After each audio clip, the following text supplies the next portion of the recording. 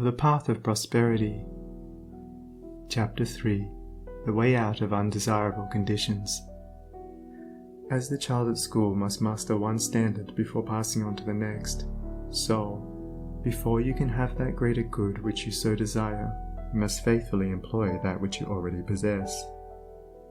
The parable of the talents is a beautiful story illustrative of this truth, for does it not plainly show that if we misuse, neglect, or degrade that which we possess, be it ever so mean and insignificant, even that little would be taken from us, for, by our conduct, we show that we are unworthy of it. Perhaps you are living in a small cottage, and are surrounded by unhealthy and vicious influences. You desire a larger and more sanitary residence. Then you must fit yourself for such a residence, by first of all making your cottage as far as possible a little paradise. Keep it spotlessly clean. Make it look as pretty and as sweet as your limited means will allow. Cook your plain food with all care, and arrange your humble table as tastefully as you possibly can. If you cannot afford a carpet, let your rooms be carpeted with smiles and welcomes, fastened down with the nails of kind words, driven in with the hammer of patience. Such a carpet will not fade in the sun, and constant use will never wear it away. By so ennobling your present surroundings, you will rise above them, and above the need of them, and at the right time you will pass on into the better house and surroundings which have all along been waiting for you, and which you have fitted yourself to occupy. Perhaps you desire more time for thought and effort, and feel that your hours of labor are too hard and long. Then see to it that you are utilizing to the fullest possible extent what little spare time you have. It is useless to desire more time if you are already wasting what little you have, for you would only grow more indolent and indifferent. Even poverty and lack of time and leisure are not the evils that you imagine they are, and if they hinder you in your progress, it is because you have clothed them in your own weaknesses, and the evil that you see in them is really in yourself. Endeavor to fully and completely realize that in so far as you shape and mold your mind, you are maker of your destiny, and as, by the transmuting power of self-discipline, you realize this more and more, you will come to see that these so-called evils may be converted into blessings.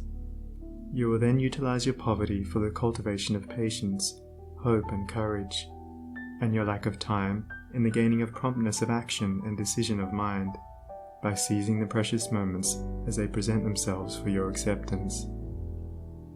As in the rankest soil the most beautiful flowers are grown, so in the dark soil of poverty the choicest flowers of humanity have developed and bloomed. Where there are difficulties to cope with, and unsatisfactory conditions to overcome, there virtue most flourishes and manifests its glory. It may be that you are in the employ of a tyrannous master or mistress, and you feel that you are harshly treated. Look upon this also as necessary to your training. Return your employer's unkindness with gentleness and forgiveness. Practice unceasingly patience and self-control.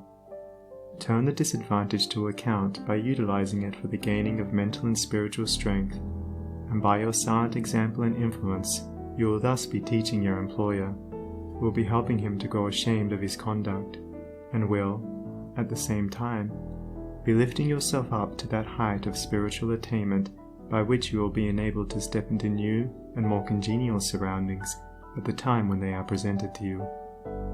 Do not complain that you are a slave, but lift yourself up, by noble conduct, above the plane of slavery. Before complaining that you are a slave to another, be sure that you are not a slave to self. Look within, look searchingly, and have no mercy upon yourself. You will find there, perchance, slavish thoughts, slavish desires, and in your daily life and conduct, slavish habits. Conquer these.